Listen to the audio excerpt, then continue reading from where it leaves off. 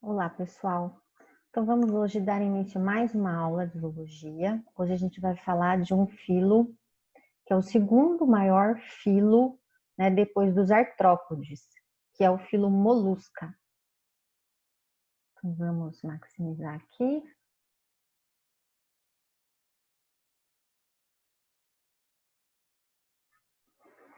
Bom, filo Molusca, pessoal. Filo Molusca é um filo bem conhecido de todo mundo, tá? Então, aqui a gente engloba as ostras, os caracóis, as lesmas, né? O polvo, a lula, tá?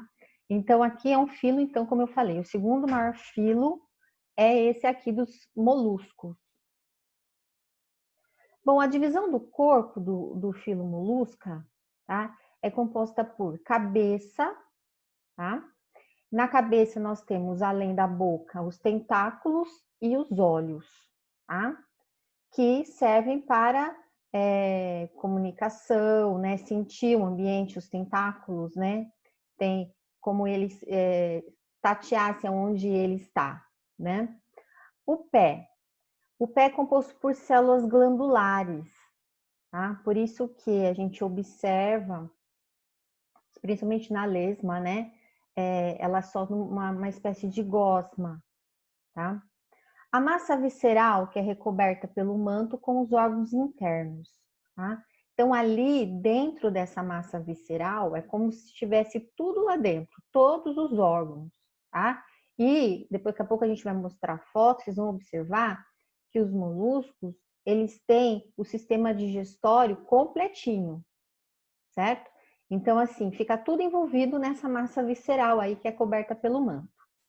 E a concha, que é uma característica desse filo. Porém, existem alguns que não têm.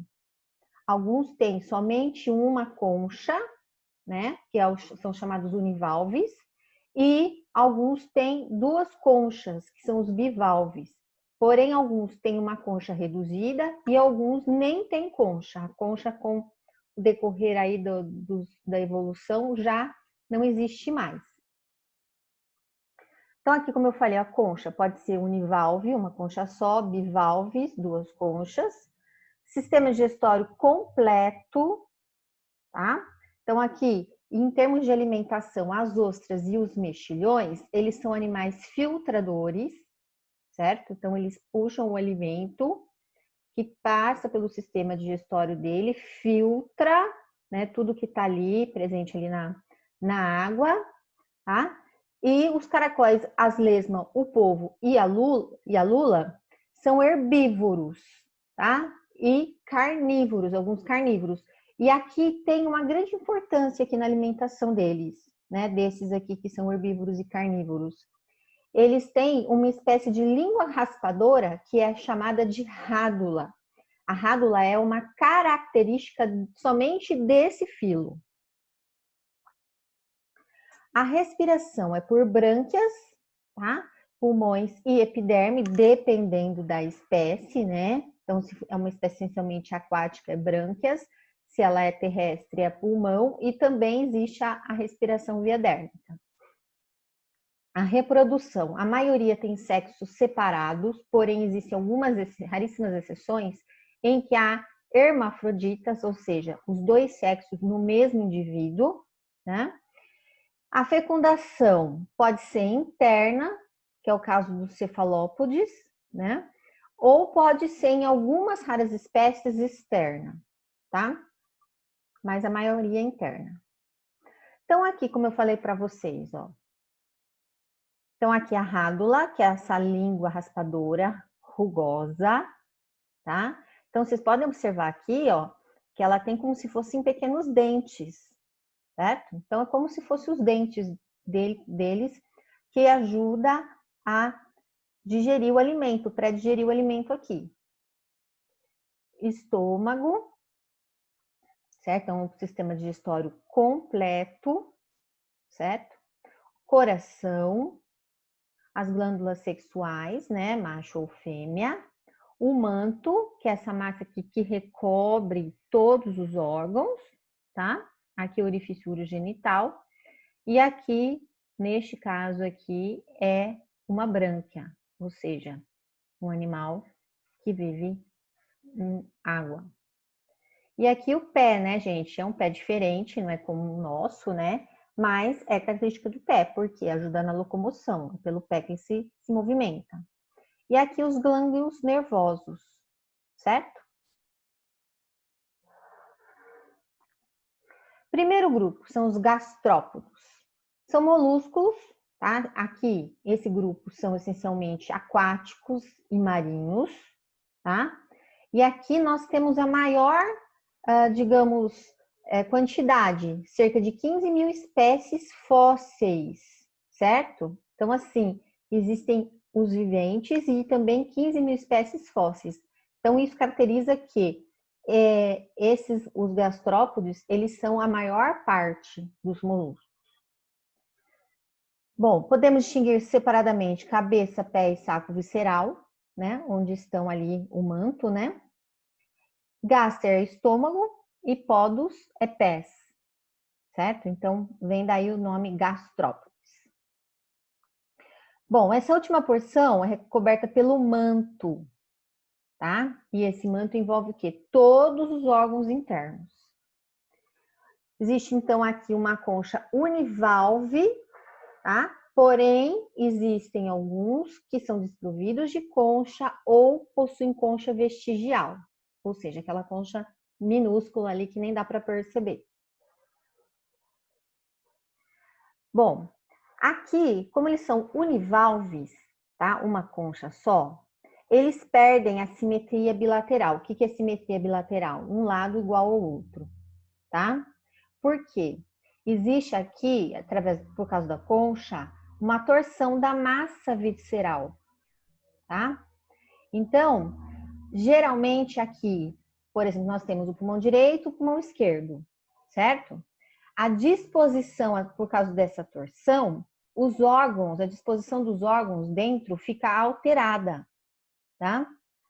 Então aqui, ó, como eu falei, ó, órgãos pares. Um está atrofiado, geralmente o direito, apresentando assim a organização anatômica desses seres, ok? Então, geralmente, o direito fica atrofiado por causa dessa torção devido à concha. Então, aqui nós temos, né, um caramujo.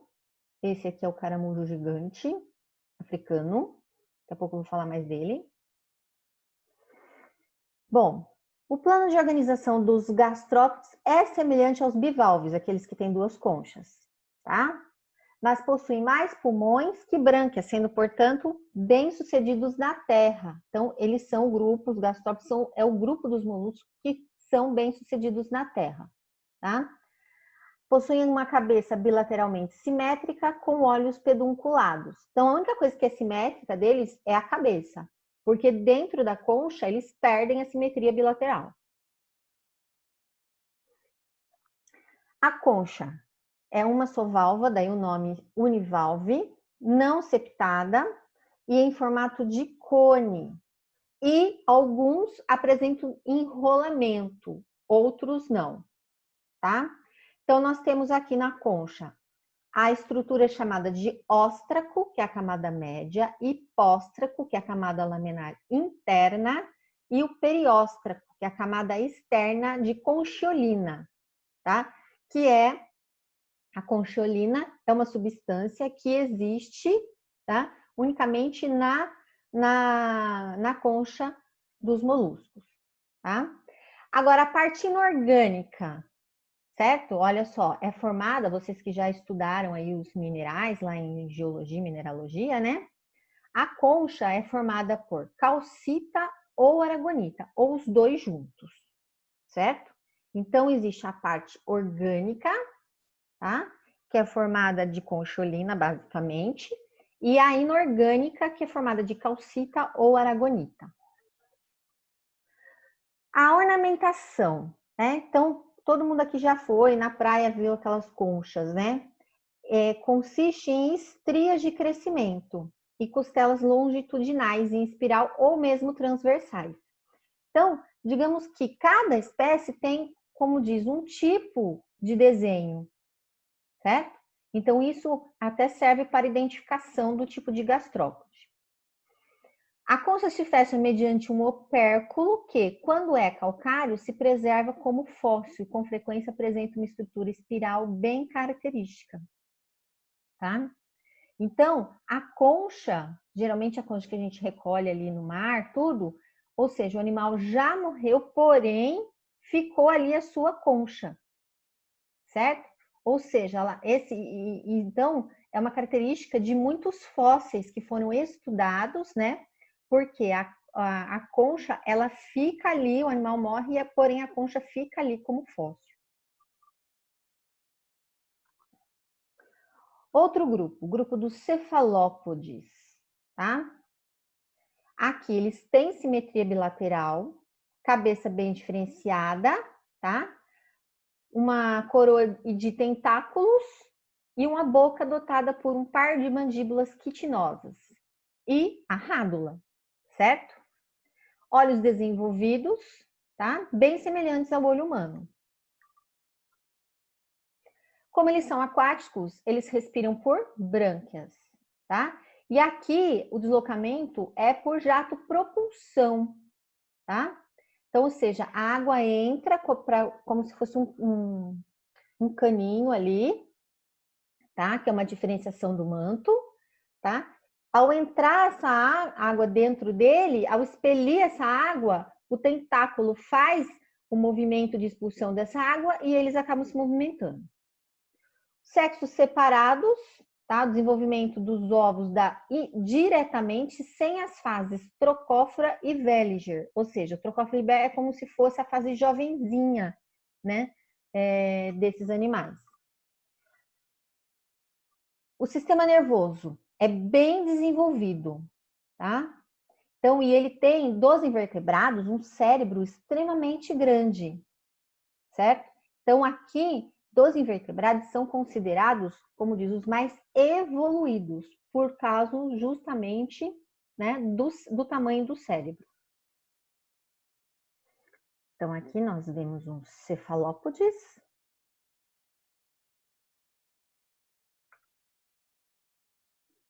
Bom, os cefalópodes, como eu falei, são os polvos e a lula, tá? Quais são as diferenças entre o polvo e a lula? Lula, corpo bem alongado em formato de tubo, tá? Os polvos são mais arredondados, certo?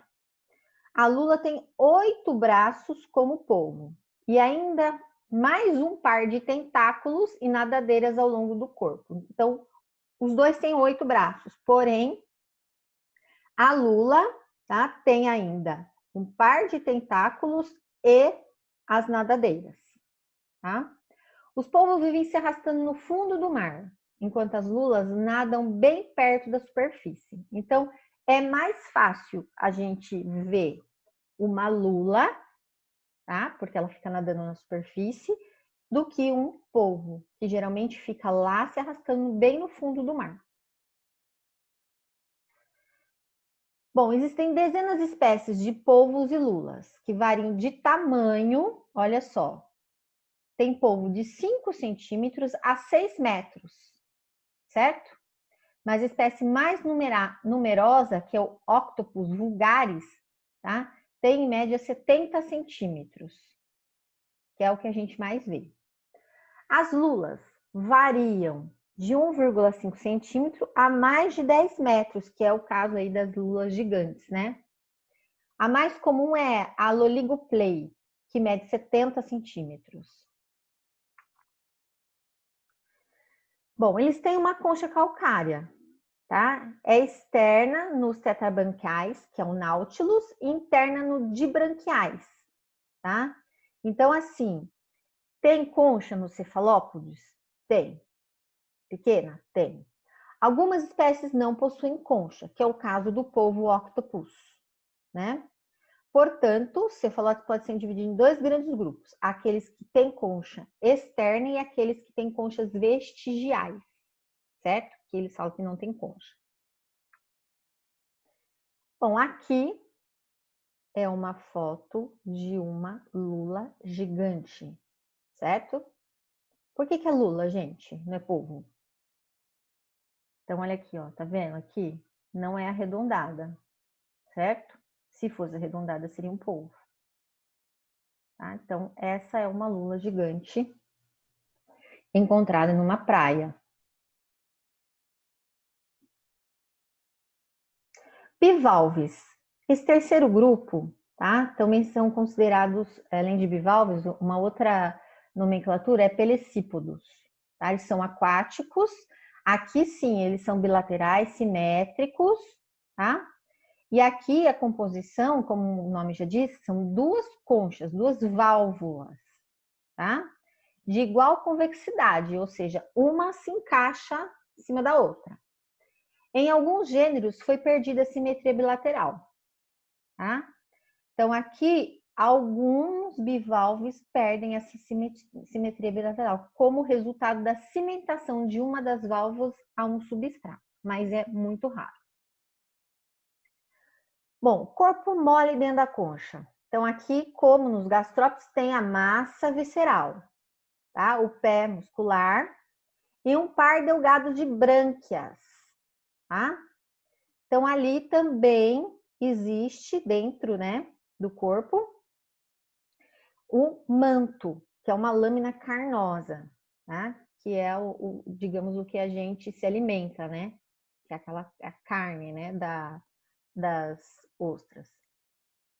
Margens do manto são modificadas para construir dois tubos, um para introduzir a água e o outro para eliminá-la. Então, assim, um tubo conduz água para dentro, junto com essa água vem os alimentos, pequenos peixes, tudo isso vem dentro dessa água. Essa água é levada até as brânquias, certo?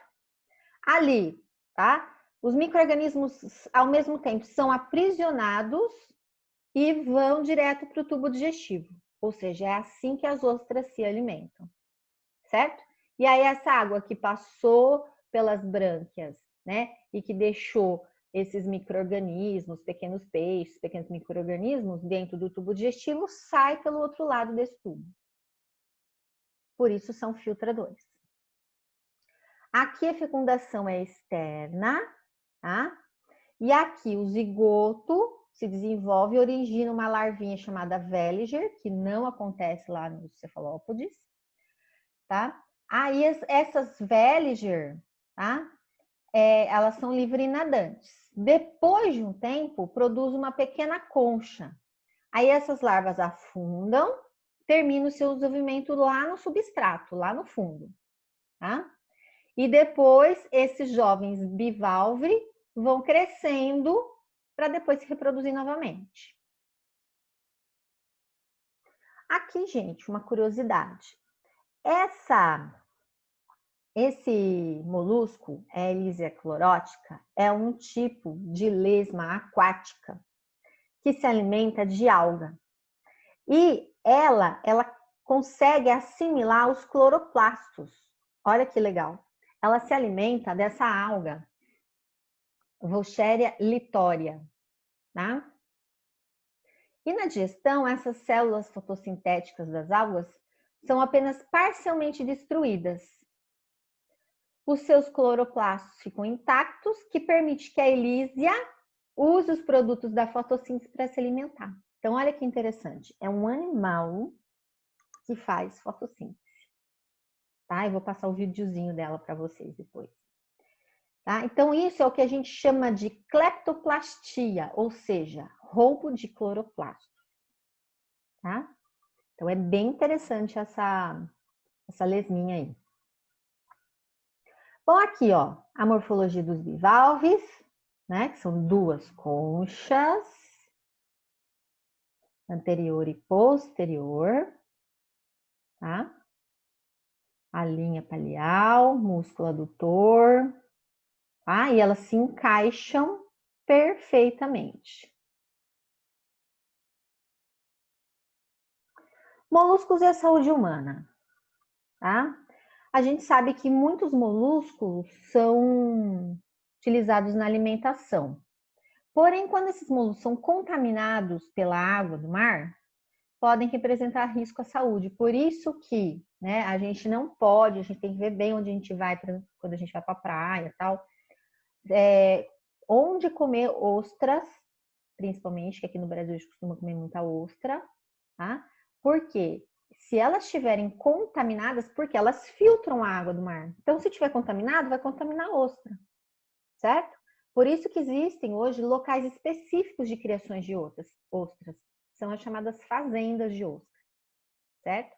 E essa contaminação, se não me falha a memória, alguns anos atrás ocorreu em Santa Catarina, várias pessoas morreram devido à contaminação de ostras. E a produção de pérola, né? O que é a pérola, gente? Tá? A pérola nada mais é que quando entra algum organismo estranho, tá? Como um grão de areia, dentro da concha, tá?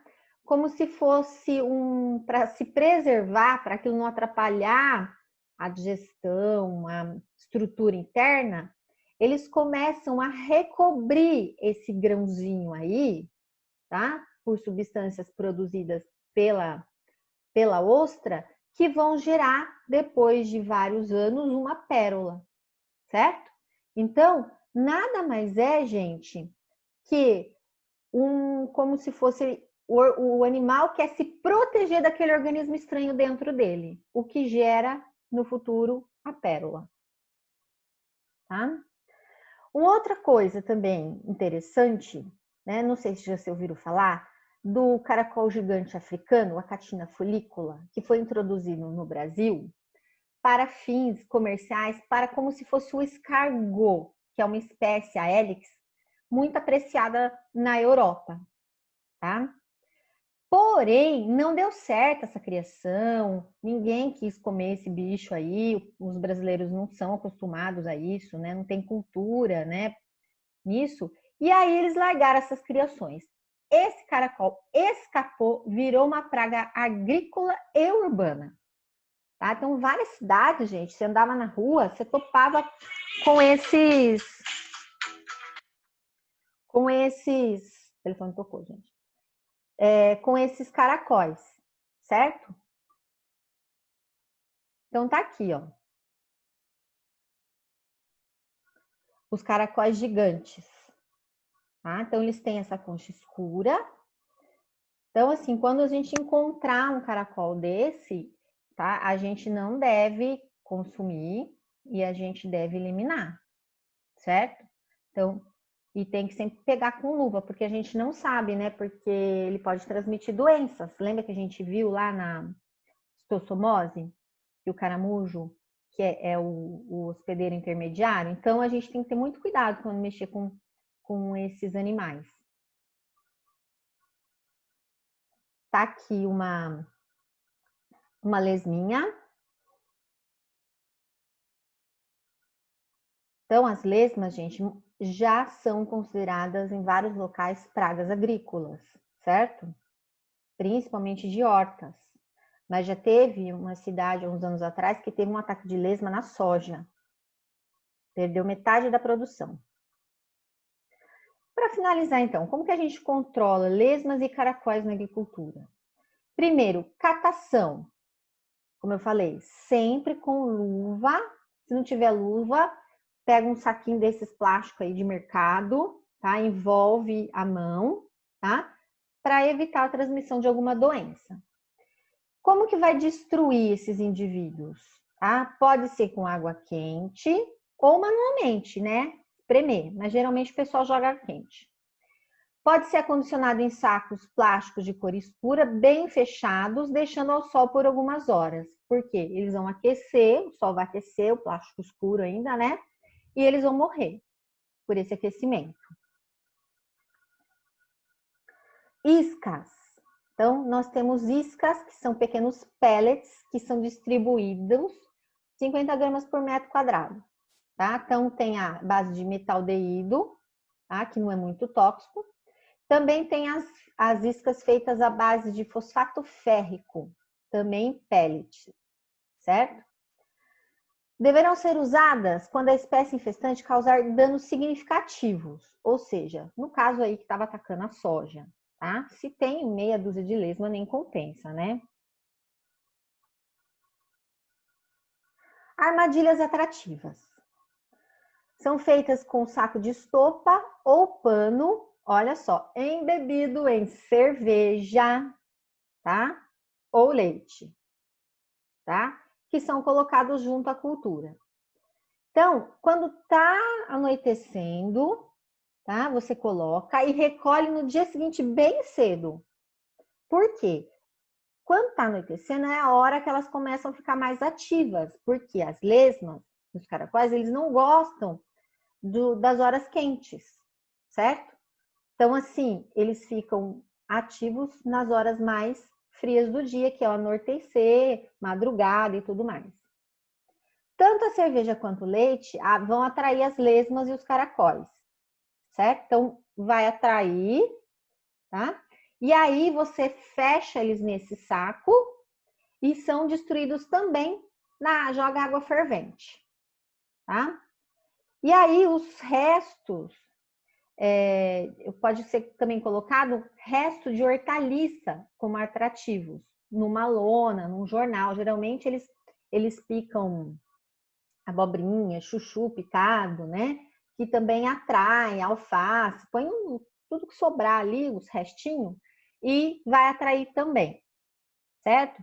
Tem gente que põe fogo até nesse saco de estopa, mas não é muito indicado, porque esse fogo pode sair do controle, né, gente? Então, uma água fervendo resolve da mesma maneira.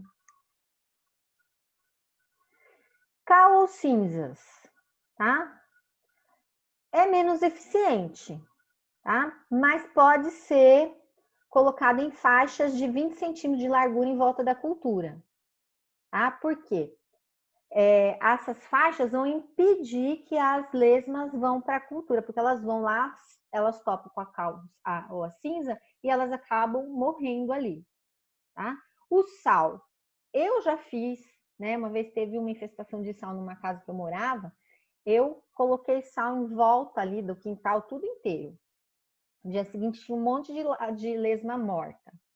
Mas isso nesse caso, né, gente? Não é indicado o sal em hortas e tudo, porque isso também pode afetar, o sal pode afetar o solo, tá? Então, não é indicado o sal, tá? Mas nesse caso aí, como eu falei, né, que a minha casa estava com uma infestação que veio do terreno baldio que era vizinho, né? As lesmas subiam o muro e chegava dentro de casa. O sal resolveu, tá? Só que aqui, ó, no cal, ó, após cada chuva, é necessário repetir o procedimento, porque vai tirar o sal ou a cinza. Certo, gente? Então, essa é a aula de moluscos, tá? Depois eu coloco atividade para vocês aí. Ok?